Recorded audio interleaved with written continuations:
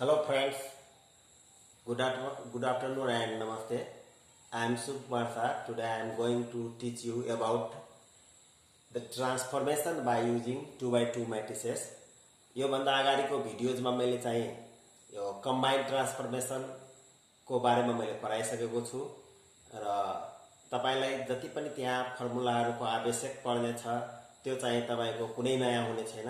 त्यो चाहिँ तपाईले क्लास 9 मा पढिसकेको जति पनि फर्मुलाहरु छन् त्यही फर्मुलाहरुको प्रयोग गरेर तपाईले कम्बाइन्ड ट्रान्सफर्मेसन र transformation by using 2 by 2 matrices को सम्पूर्ण हिसाबहरु बनाउन सक्नुहुन्छ। त यो भन्दा अगाडिको भिडियोजमा मैले चाहिँ तपाईलाई चाहिँ डिस्कस गरिसकेको छु र त्यहाँ प्रयोग हुने भनेको क्लास 9 मा जति पनि फर्मुलाहरु छन् रिफ्लेक्सन, रोटेसन, ट्रान्सलेसन, इन्लार्जमेन्ट लाई प्रयोग हुने त्यही फर्मुलालाई मैले यो भन्दा पहिलेको भिडियोजमा मैले चाहिँ रिभ्यु गरिदिएको छु र त्यसैलाई हेरेर चाहिँ तपाईले हेर्नु भएछ यो भन्दा अगाडिको भिडियोमा कि कम्बाइन्ड ट्रान्सफर्मेसन को हिसाबहरु बनाउनको लागि कुनै पनि नयाँ फर्मुलाको जरुरी परेन। त्यस्तै गरी transformation by using 2 by 2 matrices को जति पनि हिसाबहरु छन् त्यो तपाईलाई कुनै पनि नयाँ फर्मुलाको आवश्यकतै पर्दैन र त्यो 2 by 2 मैट्रिक्स अफ ट्रान्सफर्मेसन को लागि तपाईले केही टेक्निक मात्रै बुझ्नु पर्छ। नभए यसको फर्मुला हेर्नु हो भने बहुत जिगज्याग हुन्छ र त्यो हामीलाई त्यो एउटा पनि फर्मुला जरुरी हुँदैन। मैले यहाँ जुन पढाउन गएको छु टेक्निक त्यो टेक्निक मात्रै बुझिदिनु भयो भने तपाईको transformation by using 2 by 2 matrices का जम्मै हिसाबहरु बनाउन सक्नुहुन्छ। त यो जेडीसी एसएस पोकर भिन्डा भनेर हेर्न सक्नुहुन्छ। यो मेरो युट्युब च्यानल को नाम पनि यो हो जेडीसी एसएस पोकर भिन्डा र तपाईले चाहिँ फेसबुक मा सर्च गर्नु होला जेडीसी एसएस पोकर भिन्डा र त्यसको मेसेन्जर मा गएर तपाईले सबै भिडियो मैले अपलोड गरेको सबै भिडियो चाहिँ हेर्न सक्नुहुन्छ र युट्युब मा पनि तपाईले यो सर्च गर्नुभयो भने जेडीसी एसएस पोकर भिन्डा भने त्यहाँ चाहिँ सम्पूर्ण भिडियोजहरु अपलोड गरेको पाउनुहुन्छ। साथै जेडीसी एसएस पोकर भिन्डा फेसबुक मा सर्च गर्नु होला र त्यसको मेसेन्जर मा गएर तपाईले यो लोड गरेको अपलोड गरेको सबै भिडियोजहरु हेर्न सक्नुहुन्छ। त यो चाहिँ म क्लास 10 को लागि म पढाउन गइरहेको छु र यसको बारेमा मैले कुन नम्बरमा कति मार्कको आदि इत्यादि सबै कुरा यो भन्दा पहिलेको भिडियोहरुमा डिस्कस भइसकेको छ। त म तपाईलाई चाहिँ यसको स्टार्ट गर्न गइरहेको छु transformation by using 2 by 2 matrices.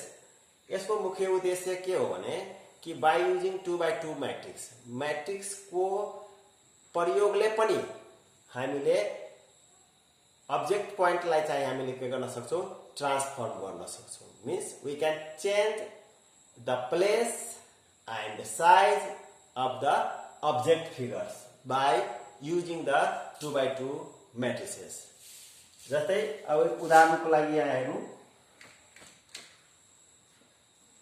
जस्तै reflection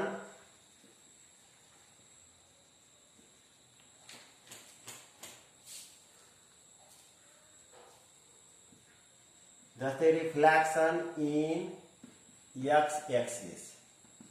reflection in x axis मा हामीलाई के थाहा छ pxy map to p dash कति हुन्छ x माइनस y। यहाँ के टेक्निक हेर्नु होला त्यसपछि तपाईलाई एउटा पनि फर्मुला याद गर्नु पर्दैन र बहुत सजिलो तपाईले आफै पनि भन्न सक्नुहुन्छ कि required 2 by 2 matrix of transformation कति हुन्छ। र यहाँ हामीले के लिने यो इमेज पॉइंट लाई हामीले के गर्ने त यसको कम्पोनेन्ट्स लाई हामीले कलम फर्ममा ल्याइदिने x minus y is equal to हामीले अब यहाँ जुन छ पहिलो रो र दोस्रो रो। फर्स्ट रो मा हामीले के हेर्नु पर्छ first think about the x component then after y component. First row मा के छ x कम्पोनेन्ट छ तर y कम्पोनेन्ट छैन। यहाँ हेर्नु सेकेन्ड रो मा x कम्पोनेन्ट छैन y कम्पोनेन्ट छ। कुरा फेरि सुन्नुस् first talk about the x component and then after y component. तो यहाँ के त फर्स्ट कंपोनेंट x component छ भनेको अर्थ 1 time x but there is no y component, so 0 time y. Second row में हेर्नु there is no x component, so 0 time x and y component के था minus 1 time y component, so minus 1 time y component. Finish. अब यसैले हामीले x minus y is equal to separating the coefficient and variable 1 0 0 minus 1 and variable x y. यो भन्दा पहिले पनि हामी म्याट्रिक्समा यसरी गर्थ्यो जतै 2x plus 3y 5x minus 7y रहन्थ्यो त हामीले के गर्थे त कोएफिसिएन्ट लेख्थे यसरी 2 3 5 minus 7 देन आफ्टर हामीले के लेख्थे भेरिएबल लेख्थे x y. त पुरा भनेको यतिकै हो 2 into x plus 3 into y 5 into x minus 7 into y multiply गर्यो भने हामी त्यतिकै आउँछ. त हामीले के हेर्यो कि तपाईले यसरी पनि एकचोटी लेखिहाल्नु अनि तपाईलाई इजी लाग्छ. यो पार्टलाई यो साइड र यो पार्टलाई यो side 1 0 0 minus 1 time x y is equal to x minus y. त हामीले के हेरिरहेको छौँ कि 1 0 1 0 0 minus 1 is the 2 by 2 matrix of transformation by which pre-multiplying to the object point x y image is x minus y. हामीले यो object point में 1 0 0 minus 1 ले प्री-मल्टिप्लाई गरिदियो भने त्यो कति हुन्छ त x minus y हुन्छ. So 1 0 0 minus 1 1 0 0 minus 1 is the के भइहाल्यो तपाईको required 2 by 2 matrix of transformation by which pre-multiply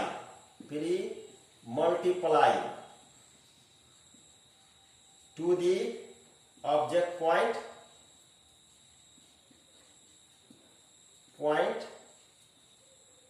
can transform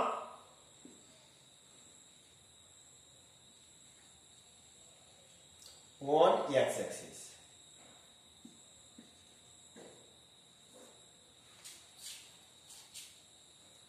कुरा बुझ्नुभयो. जस्तै यहाँ फेरि सुनिहाल्नु image is x minus y, so x minus y is written in the column form. First see the first row there is no y, so 1 time x component plus 0 time y. Again in first row second row always talk first about the x component. Here in second row there is no x component, so 0 time x component minus 1 time y component, and separating the coefficient and variable we obtained that 1 0 0 minus 1, and this 2 by 2 matrix is always pre-multiplied to the object point to find the image. Our next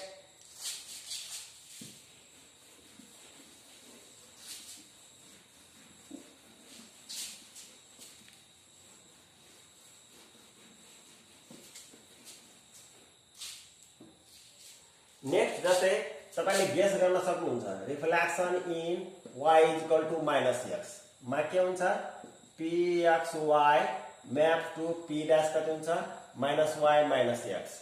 अब हामी सोचौं कि minus y र minus x लाई यदि हामीले कोलममा राख्दियो भने minus y माथि हुन्छ minus x तल हुन्छ. त माथिमा के छैन x छैन y छ, त 0 into x minus 1 into y. तल के छ minus x छ, त minus 1 into x plus 0 into y. यसको अर्थ के भ्यालु 0 minus 1 minus 1 0. तपाईले भन्न सक्नुहुन्छ आफैले पनि कुनै पनि जस्तै रोटेसन अबाउटवर्ड इज इन थ्रु +90 डिग्री को कति हुन्छ pxy map to p dash minus yx त minus yx मा के हुन्छ 0 minus y छ माथि त 0 into x minus 1 into y अनि 1 into x plus 0 into y minus y अनि कति छ x त 0 into x minus 1 into y यसको अर्थ 0 minus 1 1 0 यहाँ हेरिहाल्नु minus y minus x is equal to 0 into x minus 1 into y minus 1 into x plus 0 into y यहाँ x छैन minus 1 time y छ यहाँ minus 1 time x छ 0 time y छ त कति value minus y minus x is equal to 0 minus 1 minus 1 0 x y so 0 minus 1 minus 1 0 is the required 2/2 matrix of transformation.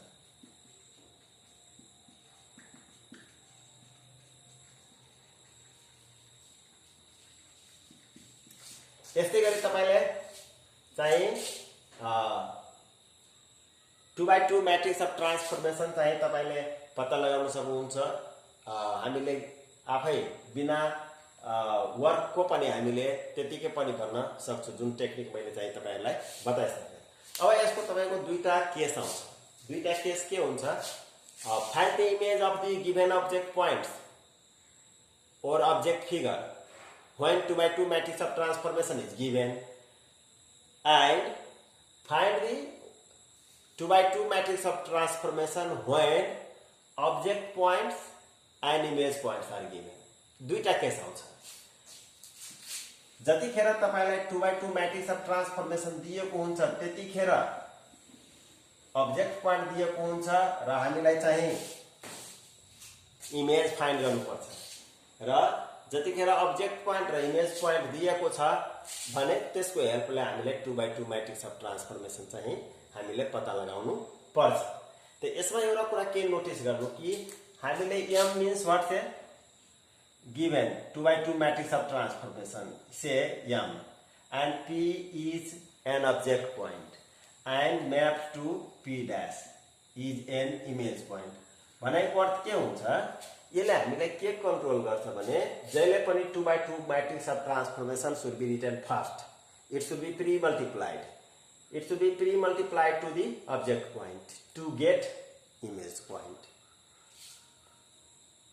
M is the given 2/2 matrix of transformation, P is the given object point and P dash is image point. The always 2/2 matrix of transformation should be pre-multiplied to the object point to get the image point. So case 1 when 2/2 matrix of transformation is given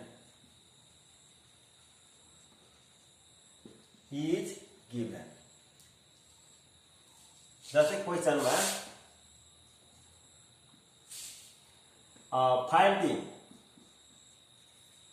find the image of triangle ABC having vertices A21 B34 and C52 these are the vertices of triangle ABC by pre-multiplying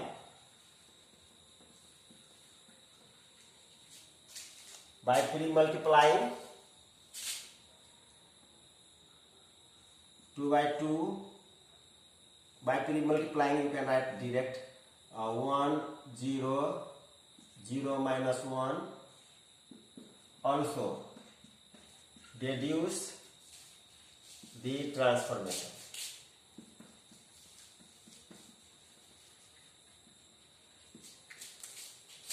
Deduce the transformation means name the transformation means after effect means after pre-multiplying by 100 minus 1 to the given object points. Yeah, what you will find according to this you decide the name of transformation. ता यो हाम्रो question भइहाल्यो। ता हाम्रो के छ सोलुसनमा जाऊ। यहाँ केस फर्स्ट छ जतिखेर 2x2 मैट्रिक्स अफ ट्रान्सफर्मेसन दिएको हुन्छ त्यतिखेर हामीले कसरी चाहिँ इमेज पोइन्ट पत्ता लगाउँछौँ। यो म क्वेशनमा डाउनलोड गरिरहेको छु।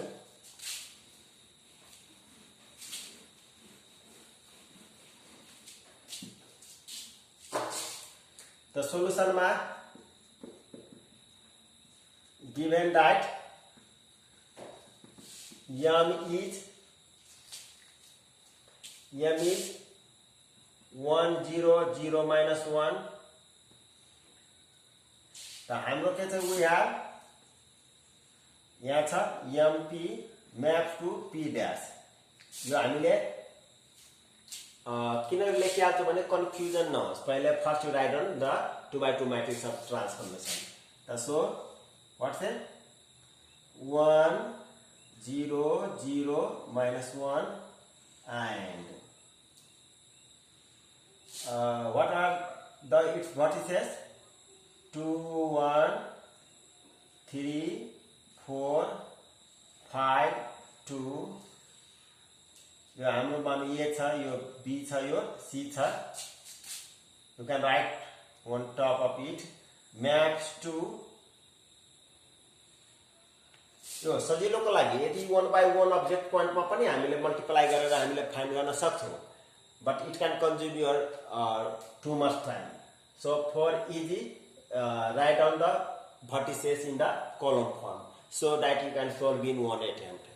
त हामीले यहाँ लेख्नु हाल्यो ए ड्यास। त हामीलाई मल्टिप्लाई त आउँछ 1 into 2 plus 0 into 1 1 into 2 plus 0 into 1। त्यसै गरी बी ड्यास लेखिहाल्ने, त्यसै गरी C dash लेखिहाल्ने। 1 into 2 plus 0 into 1 1 into 3 plus 0 into 4 1 into 3 plus 0 into 4। त्यसै 1 into 5 plus 0 into 2 1 into 5 plus 0 into 2। त्यसै गरी 0 into 2 minus 1 into 1 0 into 2 minus 1 into 1 0 into 3 minus 1 into 4। त्यसै गरी 0 into 5 minus 1 into 2। त हामीले यसलाई यसरी लेख्न सक्छौं 1 0 0 minus 1 कति छ 2 1 3 4 5 2। हाम्रो कति भ्याल्यु म्याप टु कति भ्याल्यु छ 1 into 2 2। यो minus 1 यो भ्याल्यु 3 यो भ्याल्यु minus 4 यो भ्याल्यु 5 5 यो value minus 2। At last we can write therefore हामीले के हेरेको छु कि a 2 1 maps to a dash कति value 2 minus 1 b 3 4 maps to b dash 3 minus 4 c 5 minus 2 maps to c dash 5 2 छ 5 2 त 5 minus 2। त हामीले के हेरिरहेको छौं यतिले हाम्रो काम पुग्यो। तर त्यहाँ के थियो also deduce the transformation means name the transformation. त हामीले के हेरेको छौं कि सिन्स xy जुन थियो त्यो म्याप्स गरिरहेछ कतिमा x minus y भनेको all the x components are same and sign is changed in the y component। So this is the reflection in x axis। हेर्नुभयो यो कति सजिलो छ। हामीलाई जस्ट म्याट्रिक्सको मल्टिप्लिकेसन थाहा हुनु पर्छ हैन, र यसको लागि कुनै पनि तपाईले नयाँ फर्मुला आवश्यक परेन। र केस 2 को बारेमा र अन्य फर्दर यसको बारेमा म अर्को भिडियोमा कुराकानी गर्नेछु। तसर्थ अहिलेको लागि म बिदा चाहन्छु। हस्त, नमस्ते and happy Jitiya to all.